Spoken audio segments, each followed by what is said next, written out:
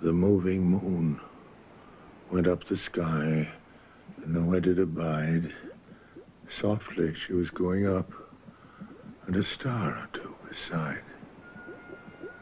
Her beams bemocked the sultry main, like April hoarfrost spread. But where the ship's huge shadow lay, the charmed water burnt alway, a still and awful red.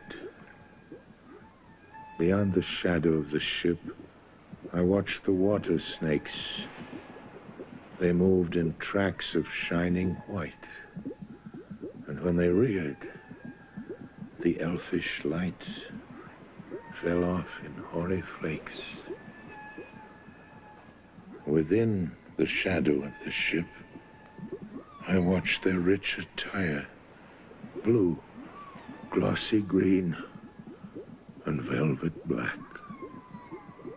They coiled and swam, and every track was a flash of golden fire.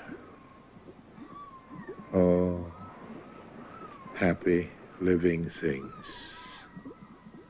No tongue their beauty might declare.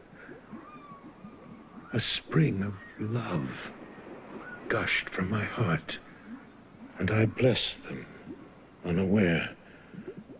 Sure, my kind saint took pity on me, and I blessed them unaware. The selfsame moment, I could pray,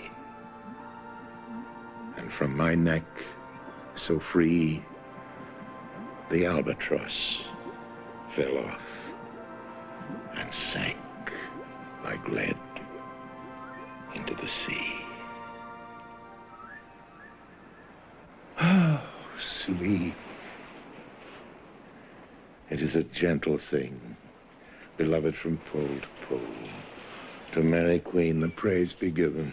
She sent the gentle sleep from heaven and slid into my soul. The silly buckets on the deck that had so long remained, I dreamt that they were filled with dew. And when I awoke, it rained. My lips were wet. My throat was cold. My garments all were dank. Sure, I had drunken in my dreams. And still my body drank. I moved and could not feel my limbs. I was so light almost I thought that I died in sleep and was a blessed ghost. And soon I heard a roaring wind. It did not come anear, but with its sound it shook the sails that were so thin and sere.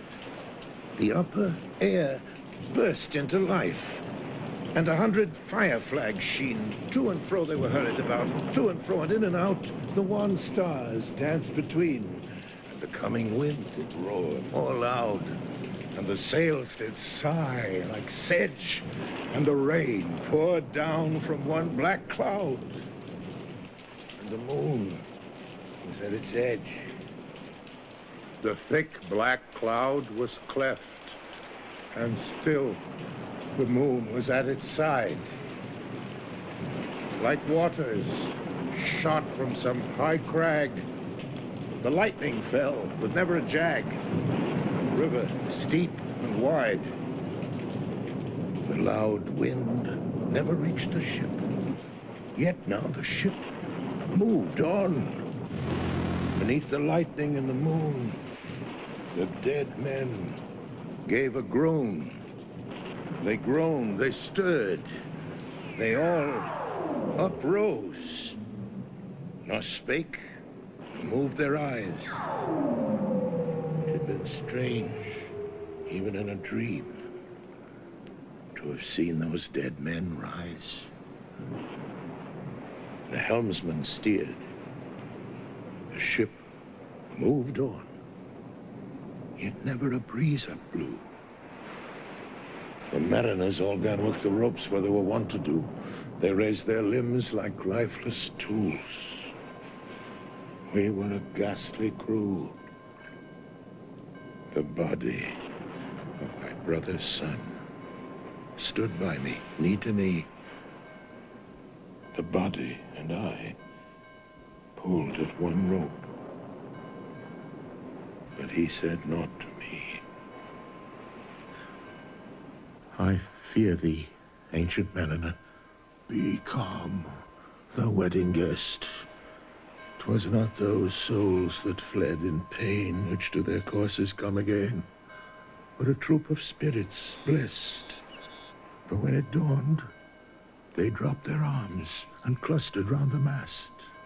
Sweet sounds rose slowly through their mouths, and from their bodies passed. Around, around, flew each sweet sound, then darted to the sun. Slowly, the sounds came back again, now mixed, now one by one. Sometimes, a dropping from the sky, I heard the skylark sing. Sometimes all little birds that are, how they seem to fill the sea and air with their sweet jargoning. And now it was all like instruments, now like a lonely flute. And now it is an angel's song that makes the heavens be mute. It ceased, yet still the sails made on a pleasant noise till noon. A noise like of a hidden brook in the leafy month of June, that to the sleeping woods all night singeth a quiet tune. Till noon we quietly sailed on, yet never a breeze did breathe. Slowly and smoothly went the ship, moved onward from beneath. Under the keel 9 fathom deep, from the land of mist and snow, the spirit slid, and it was he that made the ship to go. The sails at noon left off their tune, and the ship stood still also. The sun, right up above the mast, had fixed her to the ocean. But in a minute, she began stir with a short, uneasy motion, backwards and forwards, half her length, with a short, uneasy motion. Then, like a pawing horse let go, she made a sudden bound. It flung the blood into my head, and I fell down in a swound. How long in that same fit I lay, I have not to declare, but ere my living life returned, I heard, and in my soul discerned 2 voices in the air.